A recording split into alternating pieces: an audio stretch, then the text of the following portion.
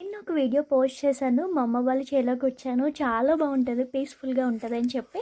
So, remaining video ఈరోజు post చేస్తున్నాను చూడండి. ఇక్కడ పైనాపిల్స్ కనిపించాయి నాకు. మా అమ్మ వాళ్ళు నాటారు.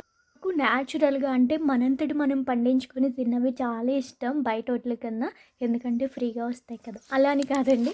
ఎలాంటి కెమికల్స్ ఉండవు, ఏముండవు. "ఏంటక్క నువ్వే పండించినంత బిల్డప్ ఇస్తున్నావు" అంటారా? అదేం లేదండి. మా అమ్మ వాళ్ళు పండించినా మనం అక్కడక్కడ హెల్ప్ చేస్తాం కదా!